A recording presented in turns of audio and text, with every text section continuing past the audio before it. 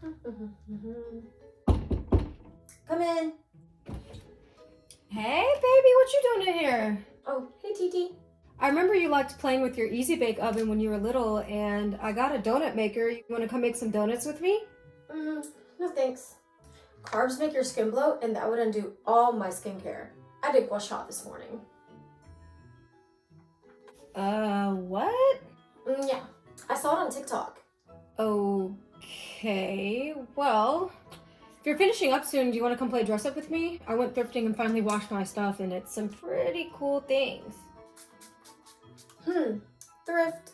Is it vintage? Vintage? Yeah, like Y2K. That's like super lit right now. No cap. No, it's just gently used stuff I finally washed. Gross. I love you, Auntie, but that's so 1900s.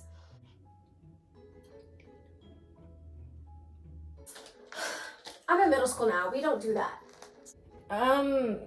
Okay, well, what is that you have there? What are you playing with? Oh, this? This is just my lip gloss collection, and I have a haul of my favorite things from Sephora. I'm about to go live and show my favorites. Which one do you like? You're about to... What? TT, you're blocking my view. Please, can we do this later? What? Yeah, love you. Okay, bye. Oh my gosh. What is this? What is going on? Somebody please help! Well, hello. What's up, guys? You know I love a little drama. Yes. My name is Tania. Welcome to my channel, and thanks for hanging out with me today. I admit, I totally meant to clickbait you. It'd be like that sometimes, but now that you're here, why don't you stick around? The topic I'll be discussing today mostly comes off the top of the dome, but I will do my best to link any and all resources I use for today's video down below. Overall, please know that my commentary is protected by the Fair Use Doctrine of Title 17 to the US Code. Anywho, enough of the boring mumbo jumbo, let's get into why you're here. I'm sure some of you have already left me a rage comment. Thank you for boosting the algorithm. If you're going to leave me a rage comment before watching the video in its entirety, please ensure that you spell my name correctly. It's Tania with a capital N. No hyphen, just capital N.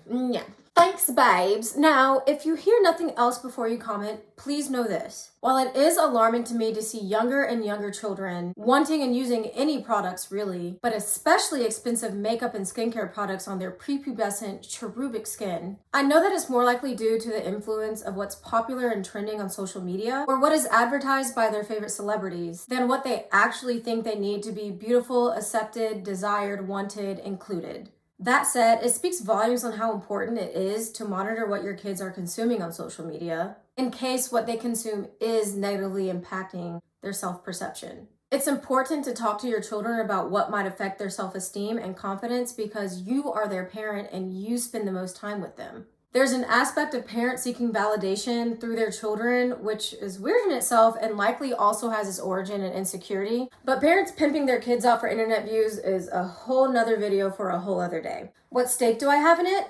Well, none really. Still not a parent. I don't wear makeup often, but when I do, okay, I wear it. And I don't think there's anything inherently wrong with makeup and skincare. Overall, I'm nosy and trying to make content, so... Well, friend, I really could just stop the video here. I've basically said everything I need to say. But let's explore the topic a little bit more. I already made my video on my thoughts about the Sephora Kids phenomenon that happened last month, but just like I stumbled on that corner of the internet, I also happened to stumble on the corner of the internet with kids sharing and showing off their extensive and vast makeup and skincare collections. And not only that, these kids were doing skincare tutorials, makeup tutorials, get ready with me, hair tutorials. I'm not going to say I was shook, but I was definitely like, whoa, these little girls are good. But I, as many other people did, asked the question, what happened to kids being kids? I mean, when we were kids, we were wearing lip smacker, maybe a little bit of lip gloss, some light mascara, but nothing like this.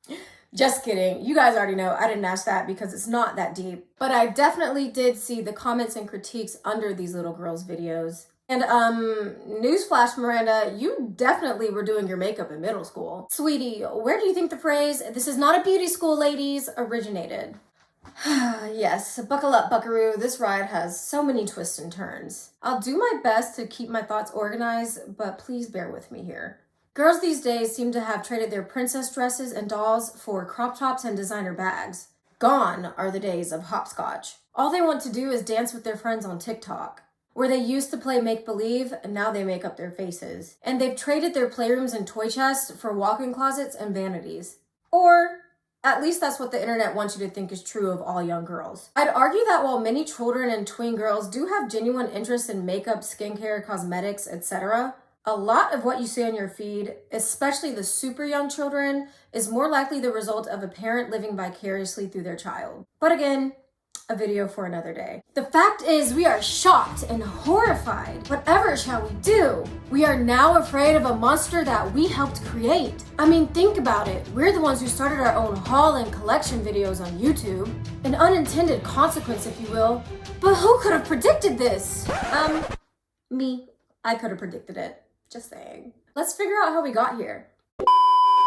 This might be an unpopular opinion, and feel free to come for me, but I really don't think it's inherently wrong for kids to be interested in makeup and skincare. Ooh, yeah, you guys might not like that statement. Hear me out.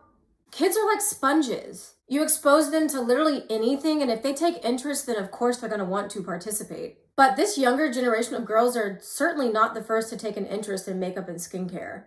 In fact, it's not uncommon for a child to see their mom or older sister getting dolled up and think to themselves like, hey, I want to try that out. Many of us as kids would go up to our moms or older sisters and pucker up and beg them to use a little bit of their makeup on us and do our lipstick. And honestly, let's think of the generations worth of toys and playthings given to little girls.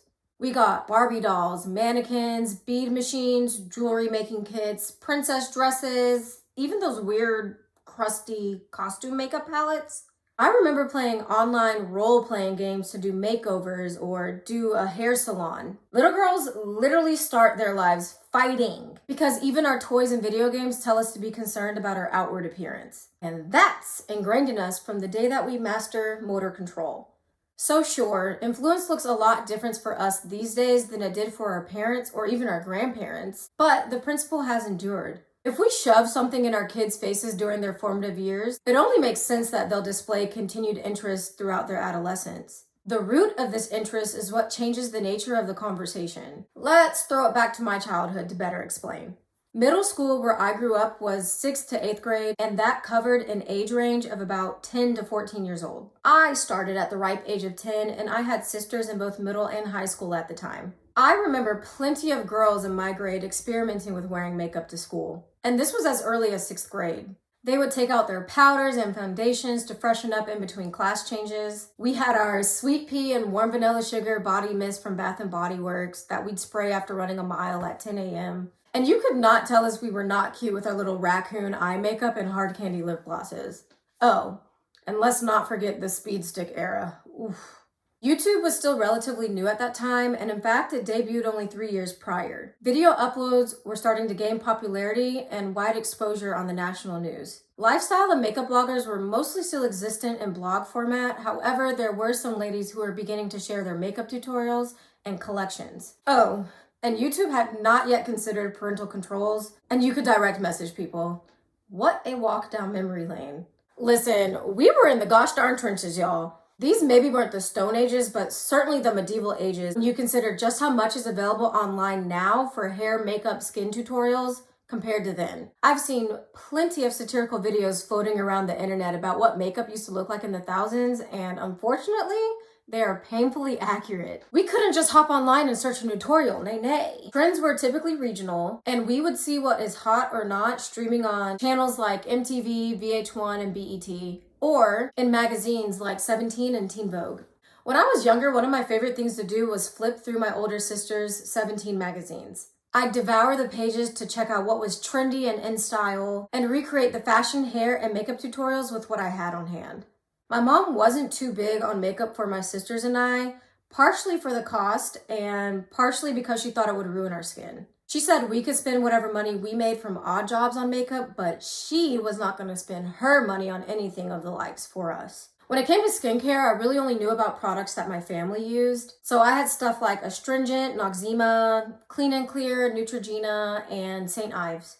I don't really remember buying too much skincare products growing up, but that's mostly because I didn't hit puberty until I was in college, so I didn't have a need. But I definitely recall my sisters doing their routines with the grapefruit cleanser and all that good stuff. I definitely remember attempting that little skincare splash that was popular in commercials around that time. And let's be honest, we all got water everywhere except our faces in the bathroom. When my sisters and I did spend money on cosmetics and the likes, I remember that we mostly went to stores like Dollar Tree and Walmart to get our makeup. My older sisters got some eyeshadow palettes, blushes, and mascara. I bought some lip glosses, that horrid crackle nail polish that was all the rage, this purple eyeshadow that I was enamored with for whatever reason. And I definitely remember trying to make my own makeup with crayons and Vaseline. Do not recommend, by the way, because my sisters wouldn't let me use their stuff. And a blog post assured me it was fine to use on my face. And when the crayon makeup failed, I absolutely practiced horrible hygiene and would use my friends' mascaras, lip stains, and oil blotting sheets at school. Ah, what a time. But everything my sisters and I didn't come from nowhere. We were influenced too, ma'am. The fact is, makeup and skincare have been advertised to young users for ages, whether through play or targeted ads. I'll probably use this phrase a lot on my channel, but it's absolutely a form of socializing. I feel like when I was a kid, it's not like sitcoms were new, but sitcoms featuring children and tweens were certainly all the rage and experienced a boom with Disney and Nickelodeon competing for our viewership. With millions of views coming in every week, manufacturers absolutely saw visions of dollar signs dancing in their heads. They were already doing advertisements with celebrities who had young fan bases, but it was a whole other playing field to put their products on young children for us to go beg our parents to please buy. And these children became walking advertisement for what was cool and hip. For us at home, the most fun part was to see it all happen and then go to school and talk about it. It was so fun to sit with your friends and talk about their thoughts and opinions on the outfits, hair, makeup, all of that they saw, compared to our own thoughts. Juliana Rancic would forecast style trends, and we'd be on the lookouts for goods to pop up in our local stores. And it felt great to be complimented on your hair, outfit, or makeup that you spent so much time replicating from your favorite celebrity on the red carpet, your favorite character on a show, or page 47 of 17 magazine. Those days were the height of best dressed lists, hot or not comparisons, and red carpet interviews asking questions like, who are you wearing? Who did your makeup? Who did your hair? And these questions were given to child stars just like they were given to adult stars. And again, this wasn't necessarily new, but now we didn't have to wait for the footage to air after the fact. We got live red carpet correspondence, Hollywood news breaks, and if not those options, we would see it on print weekly and magazines or in online gossip blogs. We were infatuated with the hair bump look, so they sold us the bump it. We would see celebrities sporting a cluster of bracelets and bangles, so we ran to stores to buy up bangles to wear up to our elbows. The trend I cannot forgive and refuse to forgive is the multi-layers of shirts all up top with a belt over all of it and then a sweater. Like, why? But anyways, we saw what was hailed as the epitome of fashion and beauty, and we wanted to imitate it at our level. And again, I don't think any of that is inherently wrong. I think where it starts to spoil is when the interest and participation that we have had shoved in our faces since day one is no longer genuine, but instead becomes intertwined with matters of self-esteem and perception. Around the same time I started middle school, which was the late 2000s, we had the bloom of social media. By the time I got to 6th grade, we already had websites like Tumblr, Facebook, MySpace, and Twitter, where people were able to share images and comment on other people's content. Internet usage on phones was increasing, and with the debut of the iPhone a year prior in 2007, more people were starting to incorporate phones with their social media use. And as you can imagine, the usage was not always kind. Let me jog your memory of what it was like sometimes back then. Your friend came over yesterday after school so you could practice your makeup together, and you finally posted the cute pics you took to your wall. You check your notifications to see if anyone said anything, and it's mostly positive feedback, but then you see a comment saying, LOL, ew, try that smoky eye again. Ugh, rude. You followed the tutorial to a T, but maybe it's the brand of shadow you used.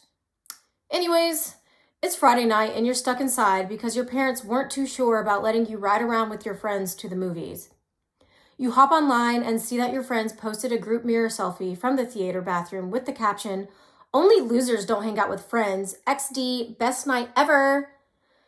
Ugh, yeah, gut punch. So you log off of Facebook and you flip on the TV to see if there's a new episode of My Super Sweet 16 on. Meh, it's a commercial. You see your favorite pop star sporting an Ed Hardy shirt while being interviewed about their latest music video, and you've been wanting one so badly, but you remember your mom said no new clothes for the foreseeable future. Something about the housing market. You sigh and flip the channel to see what else is on, and now it's a Neutrogena ad with a girl with perfect skin telling you to go wash your face. You scratch out a scab from a recently popped pimple, then immediately pull your hand away because you remember 17 magazine said that leads to dark spots. Click. Another channel, and now it's Garnier telling you your hair could use more body and volume. You glance in the mirror and you think your hair looks okay, but your family only uses VO5 because it's cheaper. Not to worry though, you saw tips in Teen Vogue about teasing your hair to get more volume, so you'll try that out for school on Monday. Okay, fine, back to MTV. The Super Sweet 16 episode is on, but it's just a teen girl saying her hair and makeup isn't good enough for her party, but you think it looks pretty good. Sigh. You turn the TV off and head to the den to see if your little brother is done playing on Pop Tropica so you can check your wall again. Bzz. You get a text from your friend Allie saying everyone is going shopping tomorrow for Ed Hardy shirts because they just saw a picture of Vanessa Hudgens and Ashley Tisdale rocking their Ed Hardy tops, and then everyone is going to wear the shirts on Monday. Bigger sigh. You grab your headphones and switch on your MP3 player to drown out the sound of your despair. Everything I just described here can be described in what we now call FOMO, or the fear of missing out. But at the time, we didn't have a better word, so we just said we felt lame. According to clevelandclinic.org, FOMO, or the fear of missing out, refers to the feeling or perception that other people are having fun, experiencing new things, or living a better life than you. And while it most often pops up when you see or perceive these characteristics in people you love and you're close with, it can also occur with parasocial relationships. When you see people you don't know but follow on social media doing really cool things you wish you were doing, it can have a lasting impact on how you feel about yourself. FOMO most often causes people to feel like they aren't doing enough. And I hate to tell you, but FOMO is manufactured. Companies study consumer behavior and they have dedicated roles on their marketing strategy teams to study what we react to and how we react to those things. I have to assume that companies still complete marketing studies where they show different advertisements to focus groups for their feedback. But even if they don't, you can absolutely see what people respond to via engagement. And you know what these companies found in these studies? They found that yes, we respond to pleasant images and sunshine and rainbows, but we more often act on fear when making purchase decisions. Buy now before it's too late. Last chance sale, limited edition only. Only X number in stock. First 100 buyers get blank. Or conversely, they'll target insecurities and make you feel like people will be talking about you if you do not have something or do not purchase something. We've seen and heard these advertisements in our lifetimes. It's meant to tap into the fear of what might happen if we do or do not act, which for the purposes of makeup and skincare is that if we do not use a certain product or do not buy a certain product, we are doomed to being ugly social pariahs forever. Fear is such a powerful emotion in that it makes you evaluate far more than you normally would when making a decision. The whole purpose of these marketing strategies is to make you feel left out if you don't consume. So you feel pressured to buy something to maintain or increase your level of social acceptance. That is simplifying it a bit, but I hope you get my point, which I will say with my chest. Nobody needs makeup, and skincare does not need to be an elaborate in-step process. Makeup should just be another tool to express ourselves if we choose, and the focus of skincare should be to protect and heal our largest organ as necessary. Of course, anything extra is welcome but not required, and participation should feel voluntary, not compulsory. Above all else, nobody, and I mean nobody, needs any of the expensive products that have been advertised to us through TikTok and Instagram and YouTube.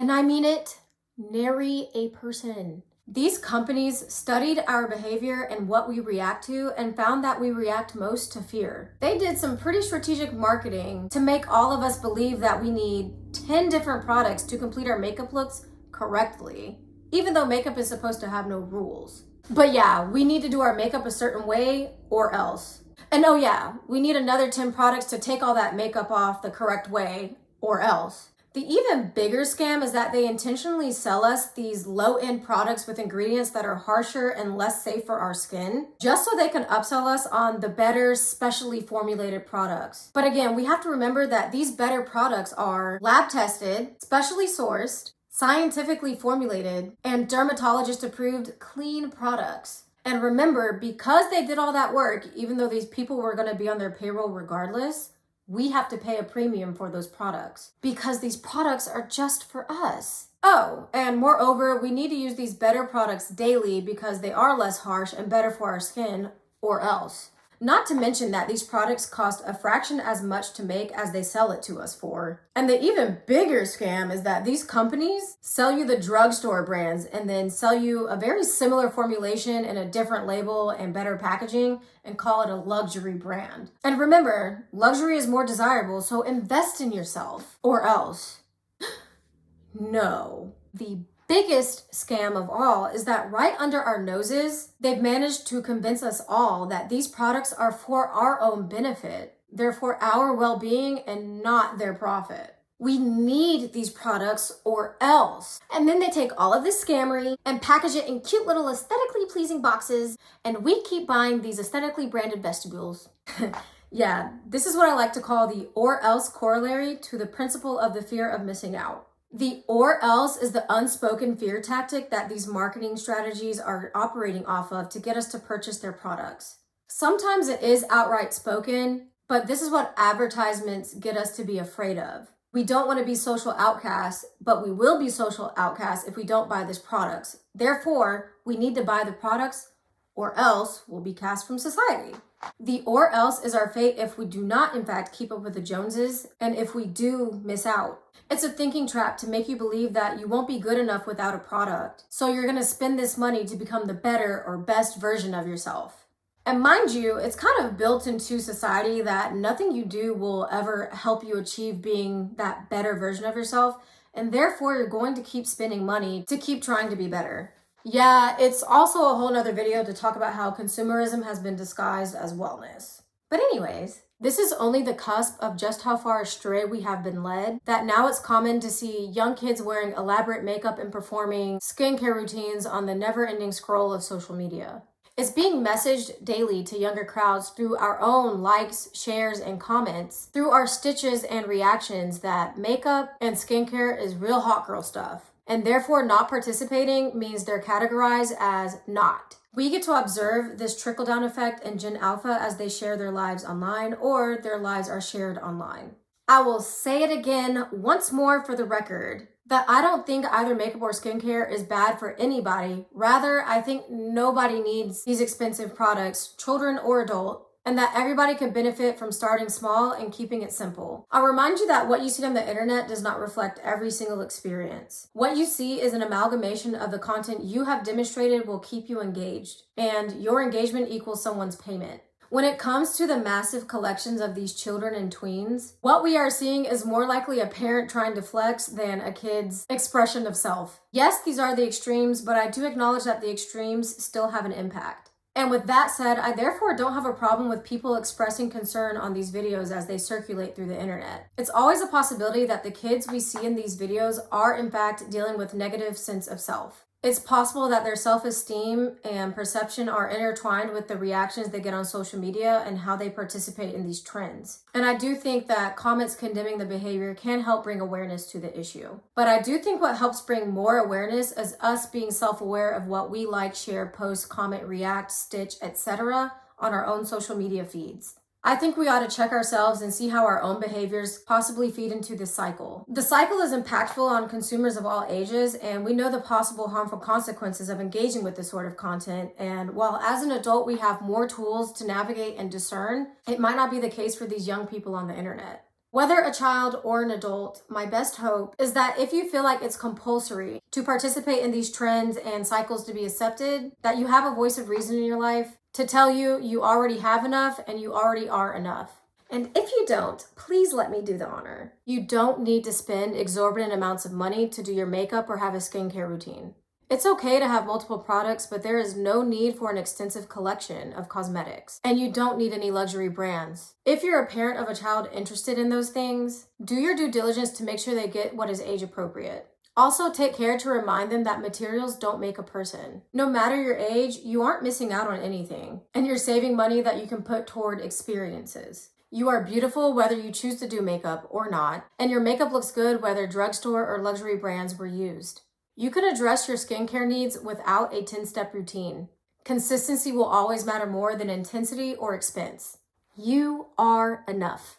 And I want to talk, I know, my skit in the beginning featured my own purchases from my past. And it's crazy to me to have so much of one thing when I can literally only use one at once. But I'm working on that in my journey to use what I already have and minimize my purchases in the future. I hope I can encourage you to evaluate your life and do the same. And if you're not quite ready to go cold turkey, then I recommend you at least budget for your purchases. What I want for everyone is that you have safe spaces for expression that are not to the detriment of your pockets or your self-esteem. So that brings it all full circle. In a nutshell, I don't think kids using makeup and skincare is wrong, but I do think parents have a duty to make sure it's age appropriate. And if they don't do that, well, you'll probably see it on social media and you'll probably be mad about it. But here's what you can do in your own life.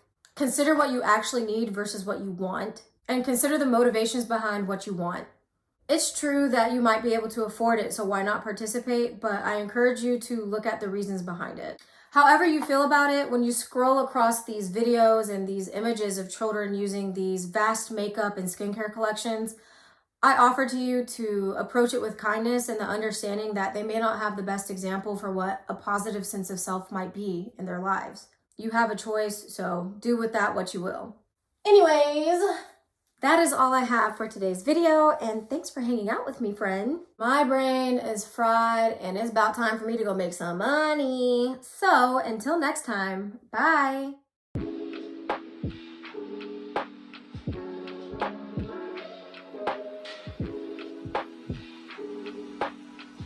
Yeah, like Y2K. That's like super lit right now. No cap.